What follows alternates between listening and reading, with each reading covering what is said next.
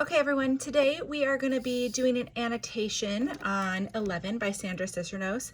And for this annotation, we have already read the story once. So this is our second read or perhaps our third read through.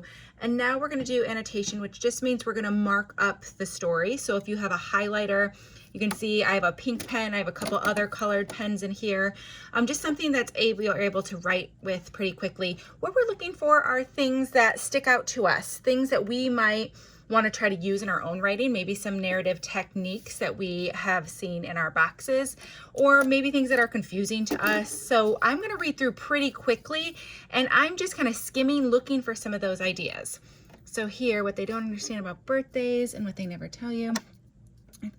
I noticed this sentence is really, really long when she kind of starts out, and she also has the you, so she's not using I, she's using you. So she has 11, 10, 9, 8, 7, 6, blah, blah, blah, blah, blah. You open your eyes, it's only today, and you feel like I'm also noticing that she's starting sentences with and, which oftentimes teachers say, don't do that. But here she's using it very effectively, as if she keeps adding on and running through kind of her sentences. She also uses a dash here, which I find interesting. Like some days you might say something stupid, that's part of you still saying, or maybe other days. Here she's starting with an or. And maybe when you're all grown up, that's a maybe she's feeling 3. Because you've grown this old, it's like onion. Oh, here we have kind of this like an onion, which is a simile, right? The rings inside a tree trunk or like a little wooden dowel. So she does one thing, 1 like an onion, 2 like the rings of a tree, and 3 like wooden dowels. So she gives me a lot of examples. So I'm just gonna write examples here. You don't feel 11 right away, it takes a few days.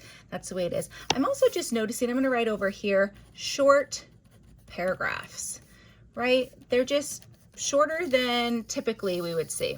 Only today I wish I didn't have 11 years rattling inside of me like pennies in a tin Band-Aid box, right? Here's another simile. Today I wish I was 102 because if I was 102 I'd know to say with Miss Price put the red sweater on my desk. So she's starting the story here. So we have 1, 2, 3, 4 kind of examples here of our exposition where she's setting up the story, right? And then here I'm getting some rising action, because I'm seeing where she's going to go with this story. I would look on my face, nothing coming out of my mouth. Flip over to the back. Whose is this, Miss Price? So I notice she's using some dialogue here. Not mine, not mine, not mine. It has to belong to somebody, right? And then she describes it. So we've talked about imagery, right? It's an ugly sweater, red plastic buttons and a collar and sleeves all stretched out like you could use it for jump rope. So we get some really strong imagery of what it looks like here. Maybe it's 1,000 years old. This is called a hyperbole. We're like, oh, I'm so hungry I could eat a horse. Not really, but we get what you're trying to say.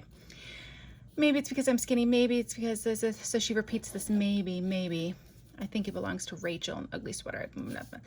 That's not, I don't want not mine, in a little voice that maybe. So we see this repetition of maybe, maybe, maybe. And then we see repetition again, right? Not mine, not mine, not mine. Repetition is nice, and you might want to make a note of using it kind of 3 times is a good time to use it so that your reader knows that you're not just repeating yourself, but you're repeating yourself for a purpose. I squeeze them tight. I bite down my teeth real hard, trying to remember to say I'm 11, I'm 11. Mama's making a cake for me the time everyone's saying happy birthday, happy birthday. But the sick feeling goes away. So I guess there is double repetition here, right? 11, 11. I open my eyes, red sweater sitting there. What's it sitting there? Sitting there like a big red mountain. I move it to the corner of my desk with my ruler. See how specific she is? Move my pencil, my book. Not mine, not mine, not mine. So here we have this repetition again. Maybe that's something I could try to use in my own writing. And then as we go through, in my head, I'm thinking about lunchtime, and the yard fence, and the little ball, except when it ends, Miss Price says, that's enough. And she says, I've shoved it. And it's hanging all over the edge like a waterfall, but I don't care. Rachel, Miss Price says, she's like, she's getting mad. You put on a sweater right now, no more nonsense. But it's not now, Miss Price says. Notice how the dialogue has its own, I'm going to put paragraphing. Each sentence kind of has its own, each speaker has its own paragraph. We'll talk about dialoguing a little bit later. This is when I wish I wasn't 11, because all the ears inside me are pushing in the back of my eyes, right? Can they push? No, right? That's figurative language.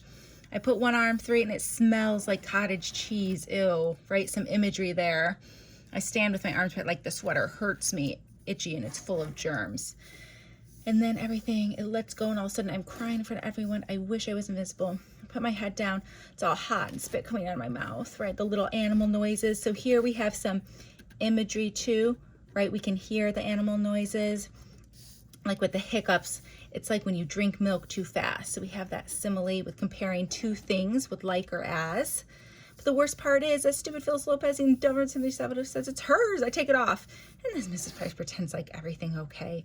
So here we kind of have the climax of the story, right? And here we have falling action where we find out it's not hers. And then down here we kind of have the resolution where things are kind of resolved. And she finally goes, okay, today I'm 11. We're going to eat cake. There's candles. Happy birthday, 11.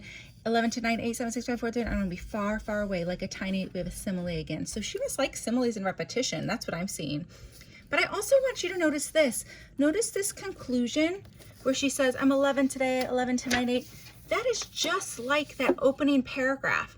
That it can be called the snake eating its tail, and we've talked about it before where you kind of repeat the opening scene or repeat the opening lines to give your story a time of closure. So that's something you might want to think about. So this is one annotation. I would encourage you to look through mine, do your own, and I'm sure you're going to find more things than I even found in this in a third read or a fourth read. So sometimes I like to do my third and fourth read in different colors so I can see different things that stand out to me. But I'm going to be encouraging you to mark up your paper, whether that means on your Chromebook or digitally somehow, or if you'd like hard copies, do let me know if you need hard copies, but I prefer a hard copy when annotating. But any way possible, you want to think through and maybe look at it a bit more closely.